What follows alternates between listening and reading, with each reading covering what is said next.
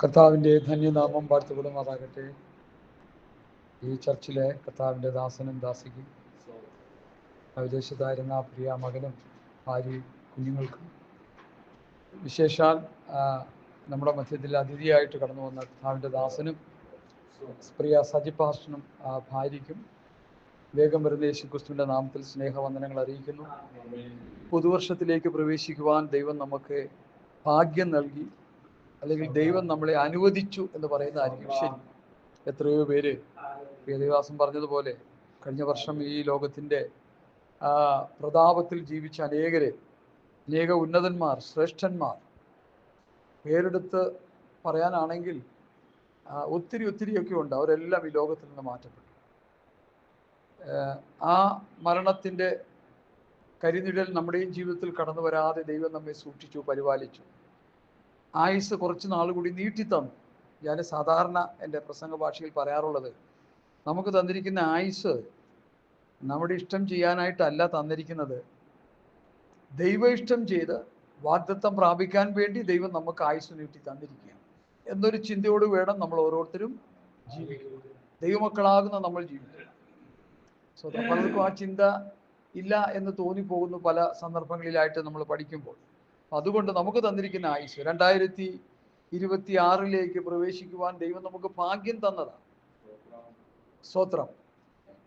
കുറച്ച് നാൾ കൂടി ജീവിച്ചിരുന്ന് നീ എൻ്റെ വചനമൊക്കെ വ്യവസ്ഥയൊക്കെ പാലിച്ചനുസരിച്ച് ഒരുങ്ങി ശുദ്ധീകരണം പ്രാപിക്കുക എന്ന് പറഞ്ഞ് എനിക്ക് തന്നിരിക്കുക എന്ന എൻ്റെ ചിന്ത. അതുപോലെ തന്നെ നമുക്ക് ഓരോരുത്തർക്കും എന്നാണ് ഞാൻ വിശ്വസിക്കുന്നത്. അതുകൊണ്ട് നമുക്ക് ഒരുങ്ങാം, കർത്താവിൻ്റെ വരവിന് വേണ്ടി ഒരുങ്ങാം. സംഭവങ്ങൾ നമ്മളൊന്നും പിടിച്ചാൽ കിട്ടാത്ത പോലെ മുമ്പോട്ട് പോയിക്കൊണ്ടിരിക്കുക. ക്ഷാമം, ഭൂകമ്പം, പകർച്ചവ്യാധി എന്ന് വേണ്ട ഒട്ടനവധി കാര്യങ്ങൾ ഈ ലോകത്ത് ഗവൺമെൻറ്റുകൾക്കോ അല്ലെങ്കിൽ മനുഷ്യ സമൂഹത്തിനോ നിയന്ത്രിക്കാൻ പറ്റാത്തതുപോലെ ഇങ്ങനെ വർദ്ധിച്ചു വന്നുകൊണ്ടിരിക്കുക. വർഗീയ കലാപങ്ങൾ, യുദ്ധങ്ങൾ, ഇതൊക്കെ ഇതിന് കടിഞ്ഞാനിടുമെന്ന് ചോദിച്ചാൽ ഇതിന് കടിഞ്ഞാനിടാൻ ഒരു വ്യക്തിക്ക് മാത്രമേ കഴിയുള്ളൂ, സർവശക്തനായ ദൈവത്തിന്. എന്നാൽ ആ ദൈവം അതിൻ്റെ പിന്നിൽ, ഇങ്ങനെയുള്ള വിഷയങ്ങളുടെ പിന്നിൽ ഒരു ദൈവോദ്ദേശമുണ്ട്.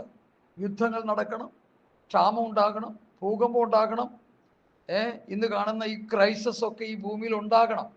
എന്തുകൊണ്ടുണ്ടാകണം?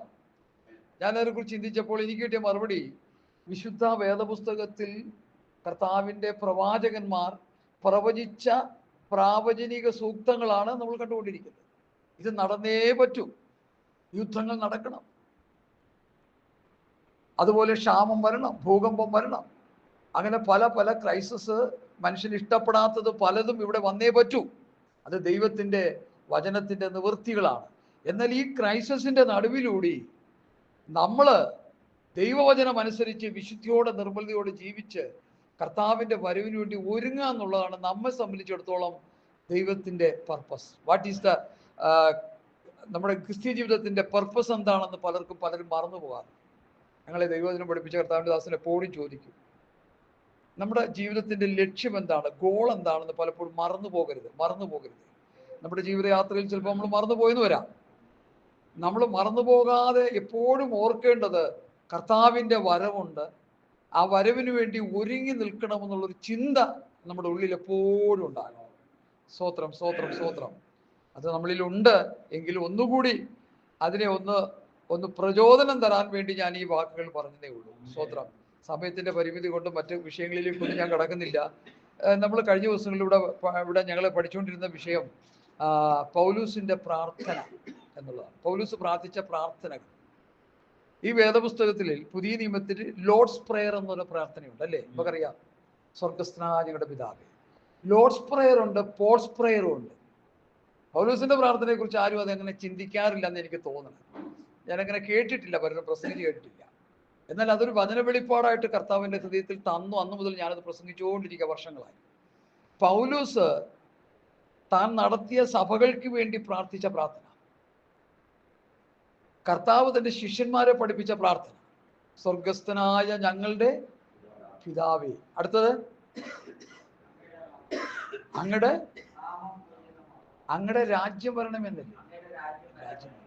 അപ്പൊ കർത്താവിൻ്റെ പൂജിതമാണ്. അപ്പൊ കർത്താവിൻ്റെ പ്രാർത്ഥനയിലെ പ്രധാന വിഷയം അങ്ങയുടെ രാജ്യം വരണം.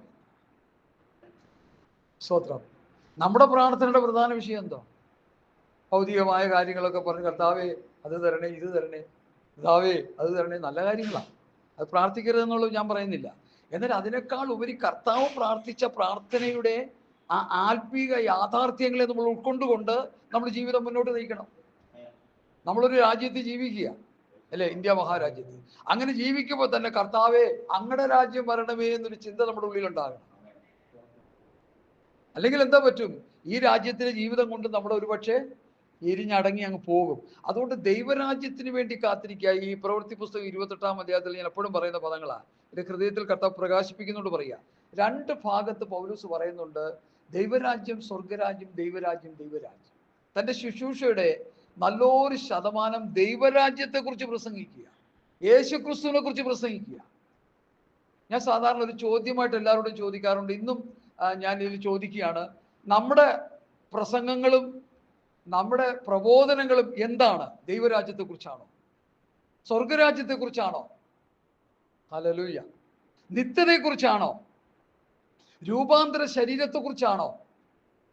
1000 ആണ്ട് വാഴ്ചയെ കുറിച്ചാണോ? പുതിയ ആകാശം പുതിയ ഭൂമിയെ കുറിച്ചാണോ? അങ്ങനെയാണെങ്കിലേ നമ്മുടെ പ്രസംഗം കൊണ്ട് ഗുണമുള്ളൂ. അല്ലെങ്കിൽ വലിയ ഗുണമൊന്നുമില്ല. കേട്ടിരിക്കാൻ കൊള്ളാം, കയ്യൊക്കെ അടിച്ചിട്ട് ആൾക്കാർ പോകും. പക്ഷേ അതിവിദൂര ഭാവിയിൽ കർത്താവ് വന്ന് നമുക്ക് വേണ്ടി തരുന്ന ആ സ്വർഗീയമായ അനുഭവങ്ങൾ പ്രാപിക്കാനായിട്ട് അതിലേക്ക് മനുഷ്യനെ എൻകറേജ് ചെയ്യുക, ഈ മോട്ടിവേഷൻ നടത്തുക. മോട്ടിവേഷൻ ക്ലാസ്സുകൾ ലോക മനുഷ്യർ നടത്തുന്നുണ്ട്. ഞാനത് 1-2 ക്ലാസ്സൊക്കെ ശ്രദ്ധിച്ചു. ആ ക്ലാസ് ഞാൻ ശ്രദ്ധിച്ചപ്പോൾ ഈ ലോകത്തിൽ എങ്ങനെ സുഖമായിട്ട് ജീവിക്കാമെന്ന് അവർ പറഞ്ഞു വയ്ക്കുന്ന മുഴുവൻ. അവർക്ക് സ്വർഗരാജ്യവും ഇല്ല, അവർക്ക് ദൈവരാജ്യവും ഇല്ല, അവർക്ക് ദൈവമായിട്ട് ഒരു ബന്ധവും ഇല്ല. എന്നാൽ നമ്മൾ അങ്ങനെയല്ല. നമ്മൾ ദൈവരാജ്യത്തിന് വേണ്ടി ഒരുങ്ങിക്കൊണ്ടിരിക്കുക, സ്വർഗരാജ്യം പ്രാപിക്കാനായിട്ട് ഒരുങ്ങുക, ദൈവരാജ്യത്തിന് വേണ്ടി ഒരുങ്ങുക. ആ കർത്താവിൻ്റെ സന്നിധിയിലേക്ക് ചേർക്കപ്പെടാൻ വേണ്ടി ദൈവം നമുക്ക് വേണ്ടി ഒരുക്കി വെച്ചിരിക്കുന്ന, അതെവിടെ അങ്ങനെ ഒരു വാക്യമുണ്ടല്ലോ, 1 കൊരിന്ത്യർ ലേഖനം 2-ാം അധ്യായത്തിന്റെ 9-ാം വാക്യം ഒന്ന് വായിച്ചേ. 9 എൻ്റെ ഓർമ്മ. ദൈവം തന്നെ സ്നേഹിക്കുന്നവർക്ക് ഒരുക്കിയിട്ടുള്ളത് ഒരു കണ്ണ് കണ്ടിട്ടില്ല,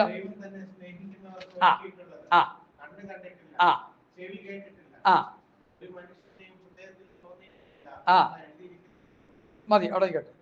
അപ്പൊ ദൈവം നമുക്ക് വേണ്ടി ഒരുക്കി വെച്ചിരിക്കുന്നത്, ഈ വചനത്തെ വളരെ വികലമായി പഠിപ്പിക്കുന്ന ആത്മീയ ഗോളമാണ് നമ്മുടെ മുൻപിലുള്ളത്. നമ്മൾ മറന്നുപോകും.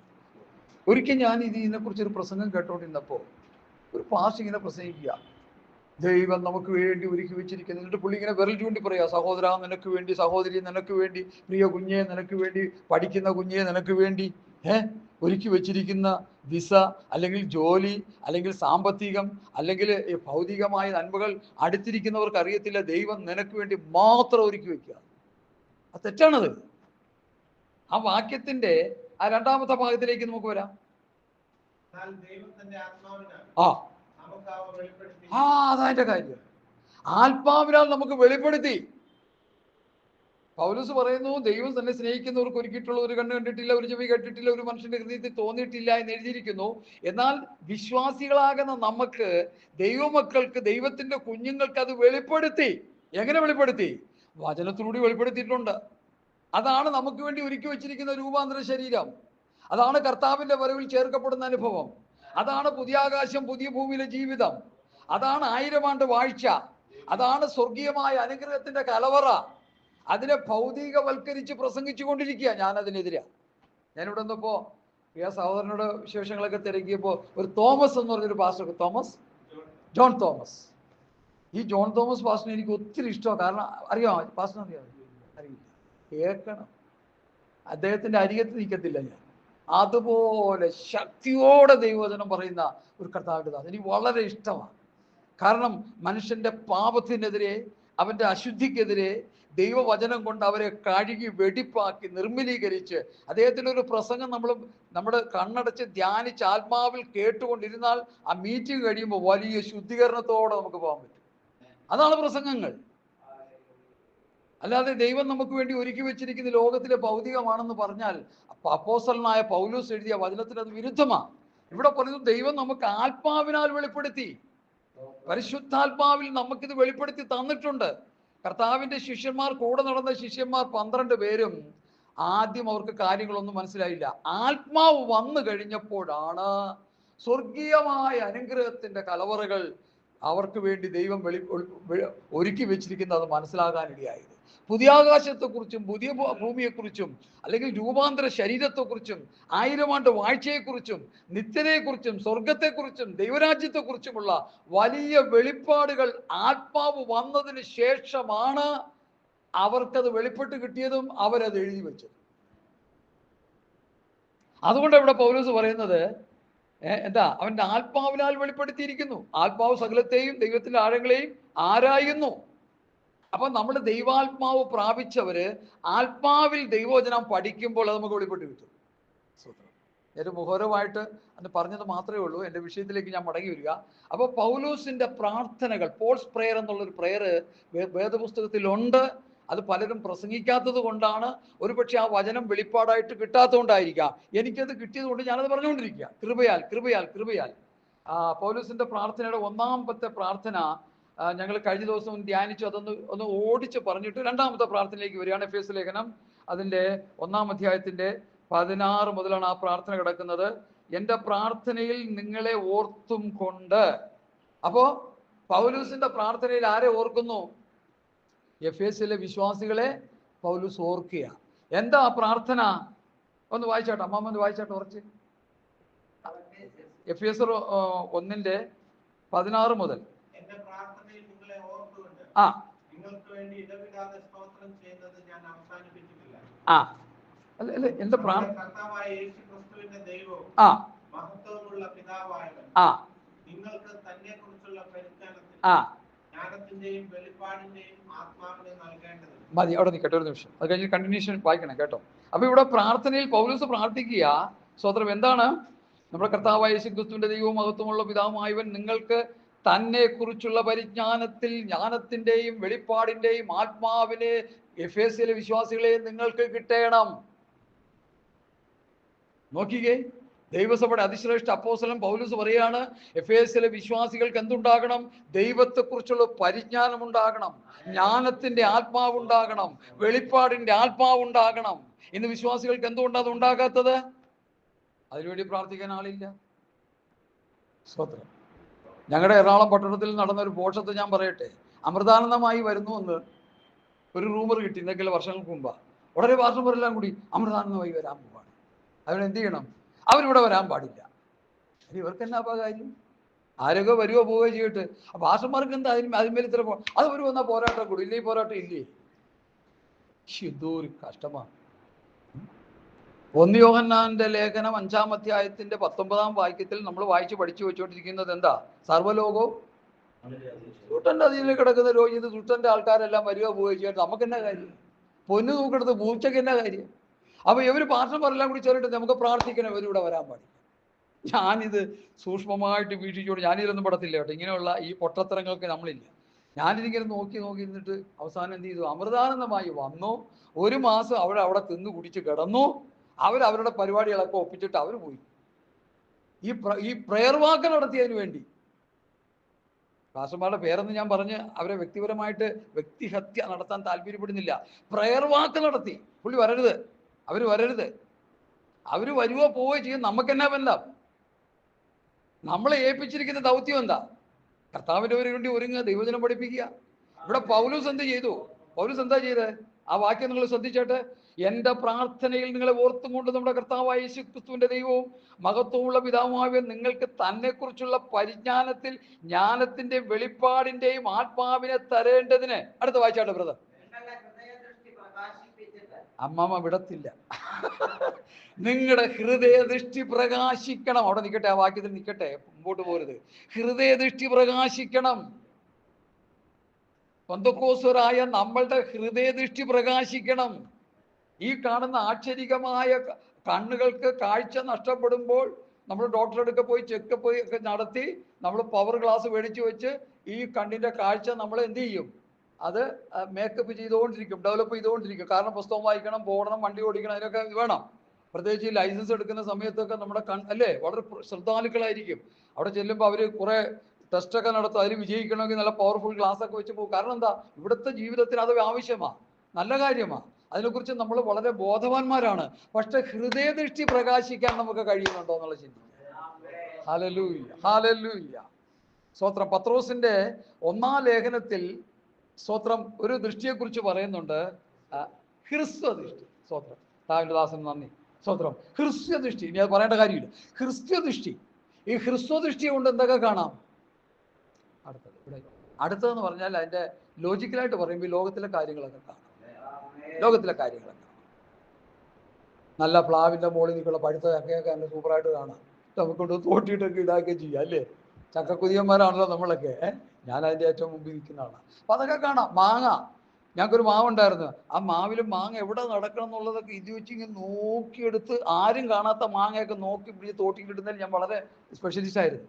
അതൊക്കെ കാണാൻ പറ്റും, നല്ല കാര്യങ്ങളാണ്. പക്ഷെ ഹൃദയ ദൃഷ്ടി പ്രകാശിച്ചാലേ സ്വർഗീയമായ അനുഗ്രഹങ്ങളെ കാണാൻ കഴിയുള്ളൂ. ദൈവമക്കളെ, സ്വർഗത്തിലെ കാര്യങ്ങൾ കാണാൻ കഴിയണമെങ്കിൽ നമ്മുടെ ഹൃദയത്തിന്റെ ദൃഷ്ടി പ്രകാശിക്കണം. എഫേസിലെ വിശ്വാസികളെ കുറിച്ച് പൗലോസിന്റെ ഹൃദയത്തിലുള്ള രോദനം, വേദന ഇതാണ്: എൻ്റെ ദൈവമക്കൾ, എന്നാൽ ഉപദേശം പറഞ്ഞ് നടത്തുന്നവരുടെ ഹൃദയ ദൃഷ്ടി പ്രകാശിക്കണം. ദൈവത്തെക്കുറിച്ചുള്ള പരിജ്ഞാനത്തിൽ ജ്ഞാനത്തിന്റെ വെളിപ്പാടിന്റെ ആത്മാവ് അവർക്ക് ലഭിക്കണം. അടുത്ത വാക്യത്തിലേക്ക് വരാം. അടുത്ത വാക്യത്തിലേക്ക്. അവന്റെ വിളിയാലുള്ള ആശ ഇന്നത്. ആശയ പ്രത്യാശ ഇന്നതെന്ന്. അപ്പൊ നിൽക്കട്ടെ, ദൈവം എന്നെ വിളിച്ചു, അല്ലെങ്കിൽ എഫേസിലെ വിശ്വാസികളെ വിളിച്ചു. ആ വിളിച്ച വിളിക്ക് ദൈവത്തിനൊരാശയുണ്ട്. ഇവിടെ നോക്കുമ്പോ ഒരു വാഴ നിപ്പുണ്ട്, കുറെ ഫലങ്ങളൊക്കെ നിപ്പുണ്ട്. ഇതൊക്കെ നട്ടു വളർത്തിയതാകത്താണ്ട് ദാസൻ. ചുമ്മാ അങ്ങനെ അങ്ങ് വളർന്നു. അതൊരു ഫലമുണ്ട്. 12 മാസം കഴിയുമ്പോൾ ഒരു കൊല വെട്ടാം വാഴ വെച്ചാൽ. ഇപ്പൊ രണ്ട് വർഷം കൂടുമ്പോൾ കായ്ക്കുന്ന തെങ്ങുകളുണ്ട്, പ്ലാവുകളുണ്ട്, മാവുകളുണ്ട്. നമ്മളതൊക്കെ പലരും പോയി മേടിച്ച് വെച്ചതൊക്കെ വളർത്തുന്നുണ്ട്. കാരണം എന്താ? അവരത് നട്ടു കഴിഞ്ഞാൽ അവർക്കൊരു ആശ. അതുപോലെ രക്ഷിക്കപ്പെട്ട നമ്മളെ കുറിച്ച് ദൈവത്തിന് ചില ആശകളുണ്ട്, ദൈവത്തിന് ആഗ്രഹമുണ്ട്, ദൈവത്തിന് ഒരു ലക്ഷ്യമുണ്ട്. വെറുതെ ആരെയും ദൈവം രക്ഷിക്കുന്നില്ല.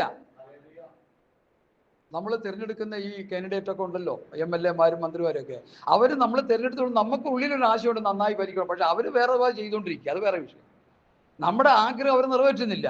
എന്നതുപോലെ ദൈവത്തിന്റെ ആഗ്രഹം എന്നെയും നിന്നെയും പാപത്തിൽ നിന്ന് രക്ഷിച്ചതിന് ദൈവത്തിനൊരു ലക്ഷ്യമുണ്ട്, ഒരു ഗോളുണ്ട്. എന്താണത്? അവർ ഫലമുള്ളവരായി തീരണം. അതാണ് എഫേസിലെ വിശ്വാസികളെ കുറിച്ച് പൗലോസ് പ്രാർത്ഥിക്കുന്നത്. സ്തോത്രം. ഇനി അധികം ഒന്നും ഞാൻ പറയാം, അതിനെക്കുറിച്ച് താല്പര്യപ്പെടുന്നില്ല. ഫലമില്ലെങ്കിൽ എന്ത് ചെയ്യും? കർത്താവ് ശിഷ്യന്മാരും കൂടി നടന്നു പോകുമ്പോ ഒരു അത്തിയെ കണ്ടു അല്ലേ? അത്തിലടുക്കെ ചെന്നിട്ട് എന്ത് ചെയ്തു? ഫലം തിരഞ്ഞു വന്നു, ഒന്നും. അപ്പൊ കർത്താവ് എന്ത് പറഞ്ഞു? സ്തോത്രം, ഞങ്ങൾ പോവുകയാണ്, അവിടെ നിന്നോണ്ട് പോവാണ്. എന്ത് ചെയ്തു? റോമാലേഖനം വരുമ്പോൾ പൗലോസ് പഠിപ്പിക്കുന്ന 11-ാം അധ്യായം ഒന്ന് എടുത്താട്ടെ, എല്ലാവരും ഒന്ന് എടുത്താട്ടെ. അതൊന്ന് പറഞ്ഞു പോകാനായിട്ട് എനിക്ക് പ്രേരണ ഉള്ളതുകൊണ്ട് മാത്രമേ പറയത്തുള്ളൂ, അല്ലെങ്കിൽ പറയത്തില്ല. 11-ാം അധ്യായം എല്ലാവരും എടുക്കാം. റോമാലേഖനം 11-ാം അധ്യായം. വളരെ ശ്രദ്ധേയമായ പൗലോസിന്റെ ഒരു ടീച്ചിങ് ആണത്.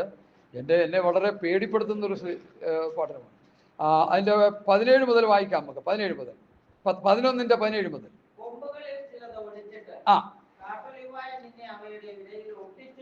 ആമേൻ, സ്തോത്രം.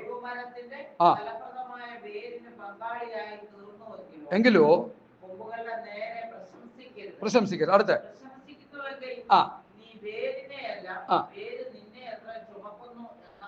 ഓർക്ക. അടുത്ത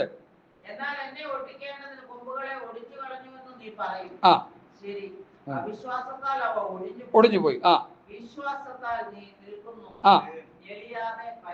അടുത്ത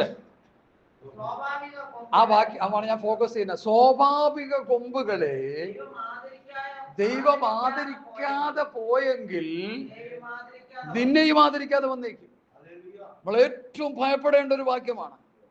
സ്വാഭാവിക കൊമ്പായ യഹൂദനെ മിസ്രൈമിൽ നിന്ന് വെട്ടിയെടുത്ത് കൊണ്ടുവന്ന് നട്ടു, വെള്ളമൊഴിച്ചു, തടമെടുത്തു. യെശയ്യാപ്രവചനം 5-ാം അധ്യായത്തിന്റെ ഒന്നുമുള്ള വാക്യങ്ങൾ വായിക്കാം. അവിടെ അങ്ങോട്ട് വായിച്ചാട്ട്. ഞാനത് വചനത്തിലൂടെ നിങ്ങളെ ഗ്രഹിപ്പിക്കാൻ ശ്രമിക്കുന്നുണ്ട്, അങ്ങനെ വായിക്കാൻ പറയുന്നത്. എന്റെ ഭാഷ പറയാതെ യെശയ്യാവ് 5-ന്റെ 1 മുതൽ.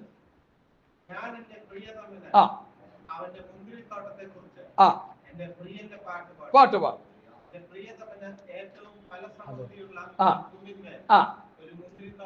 ഉണ്ടായിരുന്നു.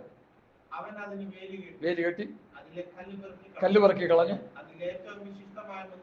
നട്ടു, പണിതു, ഉണ്ടാക്കി, കാത്തിരുന്നു. അടുത്ത ഓ ഹല്ലേലൂയ. മിസ്രൈമിൽ നിന്ന് കൊണ്ടുവന്ന 2 മുന്തിരിവള്ളി. സ്തോത്രം. അത് ദൈവത്തിന്റെ പ്രതീക്ഷയ്ക്കൊത്ത് കായ്ക്കാത്തത് കൊണ്ട് എന്ത് സംഭവിച്ചു എന്ന് പ്രവചന സൂക്തം അടുത്തത് ശ്രദ്ധിക്കാം. വായിച്ചാട്ടെ സഹോദര.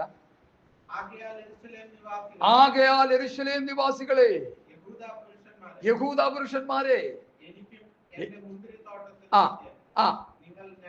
ന്യായം വിധിപ്പീൻ. കൂടാതെ മറ്റെന്താണ് അതിൽ ചെയ്യാനുള്ളത്? മുന്തിരിങ്ങ കായ്ക്കുമെന്ന് കാത്തിരുന്നാറേ, കാട്ടുമുന്തിരിങ്ങ കായ്ച്ചത് എന്ത്? അടുത്ത എന്ത് ചെയ്യുമെന്ന് ഞാൻ നിങ്ങളോട് പറയാം. അടുത്ത സംരക്ഷണം, യഹൂദന്റെ സംരക്ഷണം എടുത്തു മാറ്റി.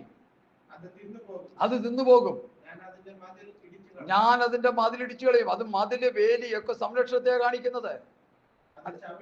അത് ചവിട്ടി മെതിച്ചു പോകും. ഞാൻ അതിനെ ശൂന്യമാക്കും. മതി മതി മതി. നമുക്ക് എന്ത് മനസ്സിലായി? ലോകത്തിൽ ഒരു ജാതി, യഹൂദ ജാതി പീഡിപ്പിക്കപ്പെട്ടതുപോലെ, ചവിട്ടി മെതിച്ചു പോയതുപോലെ, ചിതറിക്കപ്പെട്ടു പോയതുപോലെ, കൊന്നു മുടിച്ചതുപോലെ വേറൊരു ജാതിയെയും ലോകത്തിൽ ഒരു മനുഷ്യനും ഒന്നും ചെയ്തിട്ടില്ല. യഹൂദന്മാരെ, ദൈവത്തിന്റെ സ്വന്തം ജനമായ യഹൂദനെ, ഹല്ലേലൂയ, ആ യഹൂദനെ കുറിച്ച് പ്രാവചനികമായി പറയുന്ന ഒരു ഭാഗം ഞാൻ പറയാം. ഇസ്രായേൽ മക്കളെ കുറിച്ച് ദൈവം പറഞ്ഞത്, അവർ എൻ്റെ നിക്ഷേപം, എൻ്റെ നിക്ഷേപമാണ് ഇസ്രായേൽ മക്കൾ. നിക്ഷേപമായി ദൈവം എണ്ണിയ ഇസ്രായേൽ മക്കൾ ലോകത്തിലെ മനുഷ്യർ കൊണ്ടുവന്ന് ചവിട്ടി തേച്ച് ഇടിച്ച് പൊളിച്ച്, ഞാൻ സാധാരണ പറയാറുള്ള പദം ഇവിടെയും പറയാൻ പോവാം, യഹൂദന്റെ കൊഴുപ്പ് കൊണ്ട് സോപ്പുണ്ടാക്കി UK ലണ്ടനിൽ ഒരു മ്യൂസിയത്തിൽ ഇരിപ്പുണ്ടെന്ന് ഒരു പാസ്റ്റർ പ്രസംഗിച്ചു. അത് കൊള്ളാവുന്ന ഒരു പാസ്റ്റർ ആയതുകൊണ്ട് ഞാനത് വിശ്വസിക്കുക. ഇരിപ്പുണ്ട്, അവിടെ ഇരിപ്പുണ്ട്, നമുക്ക് പോയി കാണാൻ വേണമെങ്കിൽ. യഹൂദന്റെ കൊഴുപ്പ് കൊണ്ടുണ്ടാക്കിയ സോപ്പ് വേറെ ഏതെങ്കിലും ജാതിക്ക് ഇതുപോലെ കഷ്ടത അനുഭവിച്ചിട്ടുണ്ടോ?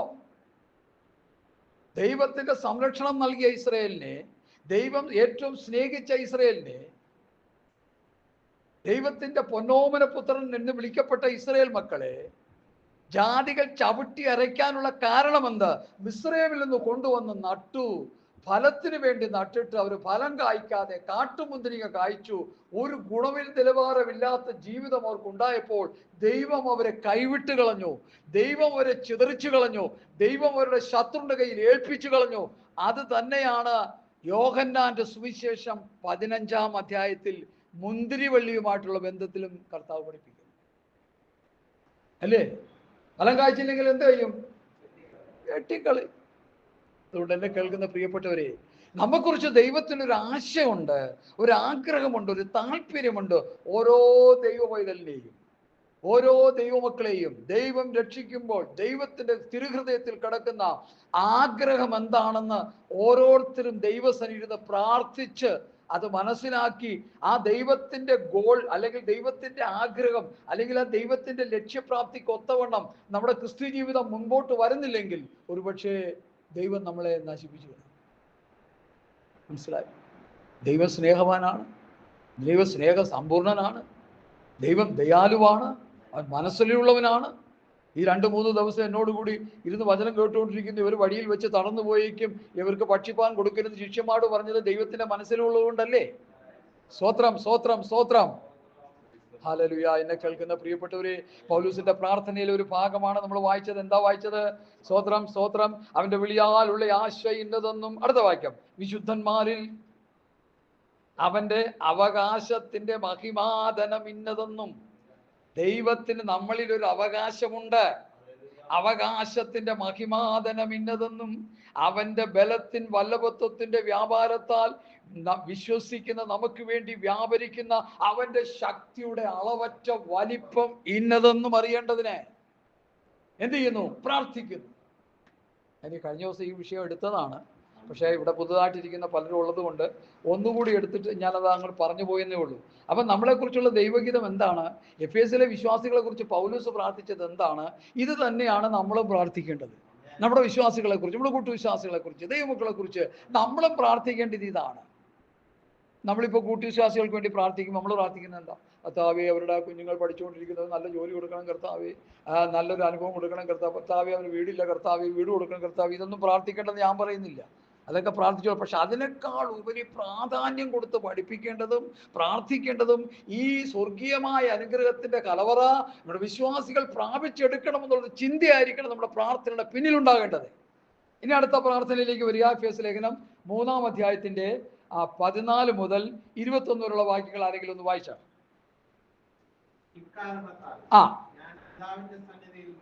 മുട്ടുകുത്തുന്നു സകല കുടുംബങ്ങൾക്കും സ്വത്രം സ്വത്രം അവൻ തന്റെ മഹത്വത്തിന്റെ ധനത്തിന് തക്കവണ്ണം അവന്റെ ആത്മാവിനാൽ നിങ്ങളുടെ ആന്തരിക മനുഷ്യൻ ശക്തിയോടെ ബലപ്പെടേണ്ടതിന് കൃപ നൽകട്ടെ. അടുത്ത വിശ്വാസത്താൽ ക്രിസ്തു നിങ്ങളുടെ ഹൃദയങ്ങളിൽ വസിക്കട്ടെ. നിങ്ങൾ സ്നേഹത്തിൽ വേരൂന്നി അടിസ്ഥാനപ്പെട്ടവരായി വീതിയും നീളവും ഉയരവും ആഴവും എന്തെന്ന് സകല വിശുദ്ധന്മാരോടും കൂടെ ഗ്രഹിക്കേണ്ടതിന് പരിജ്ഞാനത്തെ കവിയുന്ന ക്രിസ്തുവിന്റെ സ്നേഹത്തെ അറിഞ്ഞ് ദൈവത്തിന്റെ സർവ്വപൂർണ്ണതയിൽ നിങ്ങൾ നിറവേറ്റുവാനും തന്നെ ഞാൻ ചോദിക്കുന്നതിലും നിലയ്ക്കുന്നതിലും വ്യാപരിക്കുന്ന ശക്തിയാൽ പ്രവർത്തിക്കുവാൻ കഴിയുന്നവന് സഭയിലും സകല തലമുറകളിലും എന്നേക്കും ഉണ്ടാകട്ടെ. ആമേൻ. ഇത് ഒരു പ്രാർത്ഥനയാ, പൗലോസിന്റെ പ്രാർത്ഥനയാ, എഫേസ്യയിലെ വിശ്വാസികളുടെ പ്രാർത്ഥനയാ. എഫേസ്യയിലെ വിശ്വാസികളുടെ ആത്മീക നിലവാരത്തെ മുൻനിർത്തി അപ്പോസ്തലൻ പ്രാർത്ഥിക്കുകയാണ്. അവൻ തന്റെ ധനത്തിന്റെ മഹത്വത്തിന് ഒത്തവണ്ണം 3:16 ഒത്തവണ്ണം അവന്റെ ആത്മാവിനാൽ നിങ്ങൾ അകത്തെ മനുഷ്യൻ ശക്തിയോടെ ബലപ്പെടണം. ഒരു വിശ്വാസിയുടെ ജീവിതത്തിൽ അവന്റെ ആത്മീക മനുഷ്യൻ ബലപ്പെട്ടുകൊണ്ടിരിക്കണം. എനിക്ക് 97 കിലോ ഉണ്ടായിരുന്നു. നിങ്ങൾ എൻ്റെ ബോഡി കണ്ടിട്ടില്ല പണ്ടത്തെ. ആ ശരീരം ഇപ്പോൾ അത് രോഗമൊക്കെ വന്നു കഴിഞ്ഞപ്പോൾ ക്ഷീണമൊക്കെ ആയി. അപ്പോൾ എൻ്റെ ഉള്ളിൽ ദൈവാത്മാവ് ഇടപെട്ടതുപോലെ എനിക്ക് തോന്നിയത് ഇതാണ്: ഇതിൻ്റെ പുറമേ ഉള്ളവൻ ജയിച്ചിരുന്നാലും സാരമില്ല, ഉള്ളിലുള്ളവൻ ബലപ്പെട്ടുകൊണ്ടിരിക്കുക, അതുകൊണ്ട് കുഴപ്പമില്ല, പൊക്കോ, ധൈര്യമായിട്ട് മുമ്പോട്ട് പൊക്കോ. അപ്പം എനിക്കത് കേട്ടപ്പോൾ ബലമായി. പുറമേ ഉള്ളവൻ ക്ഷയിച്ചു പോകും. പുറമേ ഉള്ളവനെ നമ്മൾ ഏതൊക്കെ നിലയിൽ മോടിപ്പെടുത്താമോ അതൊക്കെ ചെയ്തുകൊണ്ടിരിക്കുക. സ്തോത്രം. എന്നാൽ അകത്തെ മനുഷ്യനെ കുറിച്ചൊരു ചിന്ത ഉണ്ടോ നമുക്ക്? നമ്മൾ മരിച്ചു കഴിയുമ്പോൾ സാധാരണ ഇതിന് പറയുന്ന വേദോസ്തം പറയുന്ന ഒരു ഭാഷ എന്ന് പറഞ്ഞിട്ട് ആരെങ്കിലും അല്ല, നമ്മുടെ ശരീരത്തെ കുറിച്ച് പറയുന്നത് കൂടാരം കൂടാരം കൂടാരം കൂടാരം കൂടാരം. ഈ കൂടാരം പൊളിഞ്ഞു പോകാൻ എടുത്തിരിക്കുന്നു. ഇത് കൂടാരമാന്നേ. ഇതൊരു കൂടാരമായി മണ്ണുകൊണ്ടുണ്ടാക്കിയിരിക്കുന്ന. ഇതിൻ്റെ ഉള്ളിൽ ദൈവം സക്രിയാപ്രവചനത്തില് ഒരു ആത്മാവിനെ വെച്ചു, അല്ലേ? അതല്ലേ സംഭവിച്ചേക്കുന്നത്. ഇത് കൂടാരമാ, ഇത് മണ്ണോട് ചേരും. മനുഷ്യ നീ മണ്ണാകുന്നു, മണ്ണിലേക്ക് തിരികെ ചേരുമെന്ന് കത്തോലിക്ക അച്ഛന്മാര് പറയുമ്പോൾ എനിക്ക് ഭയങ്കര ഇഷ്ടം. അത് കേൾക്കുന്നതിന് ഒരു അത്, കാരണം നമ്മുടെ അവസ്ഥയല്ലേ പറയുന്ന പുള്ളി. എന്തെങ്കിലുമൊക്കെ ആയിക്കോട്ടെ, ആ പറയുന്ന കാര്യം ശരിയല്ലേ? മനുഷ്യ നീ മണ്ണാകുന്നു, മണ്ണിലേക്ക് തിരികെ, പാട്ടൊക്കെ ഇഷ്ടം പോലെയുണ്ട്. എന്നാൽ ഇതിൻ്റെ ഉള്ളിൽ കിടക്കുന്ന ഒരു ആത്മാവുണ്ട്, അകത്തെ മനുഷ്യൻ, ഇന്നർ മാൻ, ഔട്ടർ മാൻ. ആ ഇന്നർ മാനുമായിട്ട് ദൈവത്തിന് ബന്ധം. ഇവിടെ പൗലോസ് പ്രാർത്ഥിക്കുക, എഫേസ്യയിലെ വിശ്വാസികളുടെ അകത്തെ മനുഷ്യൻ ബലപ്പെടണം. ലോർഡ്സ് പ്രേയറും പോൾസ് പ്രേയറും നിങ്ങൾ ഇന്നു മുതൽ പഠിക്കണം. ഇത് അവസാനം ഞാൻ എല്ലാം പ്രേയറിൻ്റെ കറക്റ്റ് വാക്യങ്ങളൊക്കെ പറഞ്ഞു തരാം. അതെല്ലാവരും എഴുതിയെടുത്തുകൊണ്ട് പോയിട്ട് ഇത് പഠിച്ച് അതനുസരിച്ച് ജീവിച്ച് ആത്മീകരായി ജീവിക്കണം. അത് നമ്മളെക്കുറിച്ചുള്ള ദൈവഗീതം. അതുകൊണ്ടാണ് ഞാനതങ്ങനെ പറയുന്നത്. അപ്പം അകത്തെ മനുഷ്യൻ ബലപ്പെടണം. ഇനി കൊരിന്ത്യ ലേഖനം, 2 കൊരിന്ത്യ ലേഖനം അതിൻ്റെ 4-ാം അധ്യായത്തിൻ്റെ 16 മുതലുള്ള വാക്യങ്ങളൊന്ന് വായിച്ചാട്ടെ. ഹല്ലേലൂയ. 2 കൊരിന്ത്യർ 4:16 മുതൽ. Praise the Lord. സ്തോത്രം സ്തോത്രം സ്തോത്രം. 16. അതുകൊണ്ട് അധൈര്യപ്പെടുന്നില്ല. ഞങ്ങളുടെ പുറമേ ഉള്ളവൻ ക്ഷയിച്ചു പോകുന്നെങ്കിലും ഞങ്ങളുടെ അകമേ ഉള്ളവൻ അനുദിനം നവീകരിക്കപ്പെടുന്നു. നമ്മുടെ ബൈബിൾ, ആ ബൈബിളിൽ തമ്മിൽ ഇച്ചിരി വ്യത്യാസമുണ്ട്. നാൾക്ക് നാൾ പുതുക്കം പ്രാപിച്ചുകൊണ്ടിരിക്കുക. പുതുക്കം നാൾക്ക് നാൾ പുതുക്കം പ്രാപിച്ചുകൊണ്ടിരിക്കുക. സാധാരണ ഒരു മനുഷ്യൻ ഇപ്പോൾ എനിക്ക് തോന്നുന്നു ഒരു 5-6 കാർഡെങ്കിലും ഉണ്ട്. ഒന്ന് ഇൻഷുറൻസ്, പിന്നെ വണ്ടി ഓടിക്കുന്നവരാണെങ്കിൽ പൊല്യൂഷൻ, ലൈസൻസ്, പിന്നെന്താ ലൈസൻസ് കൂടെ വേറെ ഇൻഷുറൻസ്, ATM, ആധാർ, കാർഡുകളുടെ ഒരു പൂരമായി മാറിയില്ല ഇപ്പോൾ. ഇതെല്ലാം ഇങ്ങനെ കൊണ്ടുവരുന്നുള്ള കഥയിൽ ഇടയ്ക്കിടയ്ക്ക് പുതുക്കണമില്ല. പുതുക്കിയില്ലെങ്കിൽ എന്ത് പറയും? അവർ പറയും ലാപ്സായി പോകും. ഈ ബാങ്കിങ് ഇടപാട് നടത്തണമെങ്കിൽ ഇപ്പോൾ ഏറ്റവും ലേറ്റസ്റ്റ് വന്നിരിക്കുന്നത് ആധാറും പിന്നെ പാൻ കാർഡും കൂടി എന്ത് ചെയ്യണം? ലിങ്ക് ചെയ്യണം. ഇല്ലെങ്കിൽ എന്താ പറ്റും? ബാങ്കിങ് സിസ്റ്റത്തിൽ തകരാറ് സംഭവിക്കും. നമ്മൾ അതിന് വിടുവോ? അത് പുതുക്കാനായിട്ട് ഒരു ഇൻഫർമേഷൻ കൊടുത്തു കഴിഞ്ഞാൽ ആ സെക്കൻഡിൽ ലീവ് എടുത്ത് പോയിട്ട് അത് പുതുക്കിയിരിക്കും. കാരണം എന്താ? സംഗതി ഇടപാട് നടക്കത്തില്ല. അകത്തെ മനുഷ്യൻ ആ പഴയ പോലെ കിടക്കുക. സ്വത്രം ഒന്നും ഇല്ലേ? എന്ത് പറ്റി? തോമസ് പാസ്റ്റർ ചോദിക്കിടയ്ക്ക് സ്വത്രമൊക്കെ പോയോന്ന് ചോദിക്കിടയ്ക്ക്. സ്വത്രം. ഹല്ലേലൂയ. പ്രിയ ദൈവമക്കളെ, നമ്മുടെ ക്രിസ്ത്യ ജീവിതം പുതുകിക്കൊണ്ടിരിക്കണം. രക്ഷിക്കപ്പെട്ട അന്ന് മുതൽ ആ രക്ഷയുടെ സന്തോഷവും ആ രക്ഷയുടെ പ്രത്യാശയും ആ രക്ഷയുടെ അനുഭവങ്ങളും അത് വർദ്ധിച്ചു വരണം. പുറകോട്ട് പോകുകയല്ല ചെയ്യുന്നത്, അത് പുതുകിക്കൊണ്ടിരിക്കണം. കടുകരെ കുറിച്ച് പാസ്റ്റർമാർ പ്രസംഗിച്ച് ഞാൻ കേട്ടിട്ടുണ്ട്. കടുകിൽ ഒത്തിരി പ്രായമാകാൻ നേരത്ത് ഏതെങ്കിലും ഒരു വൃക്ഷത്തിന്റെ നല്ലൊരു പൊസിഷൻ നോക്കി അവിടെ ചെന്നിരുന്നിട്ട് അതിന്റെ തൂവലെല്ലാം പോയിട്ട് എന്ത് ചെയ്യും? പുതിയ തൂവലുകൾ വരും. കഴുകൻ അല്ലേ അങ്ങനെ പറഞ്ഞു കേട്ടിട്ടില്ലേ? പുതിയ തൂവലൊക്കെ വന്നിട്ട് അവസാനം ശക്തിയോടെ പറക്കത്തക്ക നിലയിലുള്ള ഒരു പുതുമ ആർജിച്ചിട്ടാണ് കഴുകൻ ജീവിക്കുന്നത് ഞാൻ പറഞ്ഞു കേട്ടിട്ടുണ്ട്. എനിക്ക് അതിനെ കുറിച്ച് അറിയത്തില്ല. ഇവിടെ അത് തന്നെയാ പറയുന്നത്. പുതുകി വരണം. പുറമേയുള്ളവൻ നാൾക്ക് നാൾ ക്ഷയിച്ചു പോകുന്നുവെങ്കിലും അകമേയുള്ളവൻ നാൾക്ക് നാൾ പുതുക്കം പ്രാപിക്കണം. പ്രിയ ദൈവമക്കളെ, കർത്താവിന്റെ വിലപ്പെട്ട കുഞ്ഞുങ്ങളെ, ദൈവത്തിന്റെ പരിശുദ്ധാത്മാവി വചനത്തിലൂടെ നമ്മെ തൊട്ടുണർത്തുന്നു. നിങ്ങളുടെ അകത്തെ മനുഷ്യൻ പുതുകിക്കൊണ്ടിരിക്കണം. അകത്തെ മനുഷ്യൻ ശക്തിയാർജിക്കണം. പുറമുള്ളവൻ ക്ഷീണിച്ചു പോയാൽ കുഴപ്പമില്ല. ഒരിച്ചിരി ക്ഷീണിച്ചു പോയാൽ കുഴപ്പമില്ല. ചിലരൊക്കെ കണ്ടിട്ടില്ലേ? കണ്ണാടിയുടെ മുമ്പിൽ ചെന്നിട്ട് അയ്യോ ഞാനങ്ങ് ക്ഷീണിച്ചു പോയില്ല, അയ്യോ ദൈവമേ, അയ്യോ. അകമയുള്ളവൻ ക്ഷീണിച്ചു പോവല്ല വേദനയുണ്ടോ? അയ്യോ ഇവിടെ ഒരു മറുകം നീക്കുന്നല്ലോ, അയ്യോ ദൈവമേ ഇതെന്ത് ചെയ്യും ഞാൻ? എന്നിട്ട് ഞെക്കി പിടിച്ചൊക്കെ പറിച്ചൊക്കെ കളയുകയാണ്. എന്തെങ്കിലും ഒരു ബോഡിയിൽ എന്തെങ്കിലും ഒരു ഔട്ട് ഓഫ് ഓർഡർ ആയിട്ടൊരു സംഭവം നമ്മൾ കണ്ടു കഴിഞ്ഞാൽ നമുക്ക് ഫീൽ ചെയ്യും, നന്നായിട്ട് ഫീൽ ചെയ്യും. എനിക്കും നിങ്ങൾക്കും ഒക്കെ ഫീൽ ചെയ്യും. എനിക്കാണെങ്കിൽ ഇതുപോലെ അങ്ങ് ഫീൽ. പക്ഷെ ഇപ്പൊ ഞാൻ നോക്കാറേ ഇല്ല. എന്തൊക്കെ സംഭവിച്ചാലും കുഴപ്പമില്ല. ഈ കൂടാരം പൊളിഞ്ഞു പോകാൻ എടുത്തിരിക്കുന്നു എന്ന് പൗലോസും പത്രോസും ഒരേപോലെ പറയുന്നു. ഈ കൂടാരം 2 കൊരിന്ത്യർ 5:1 വായിച്ചേ. കർത്താവ് നമ്മളെ നടത്തട്ടെ.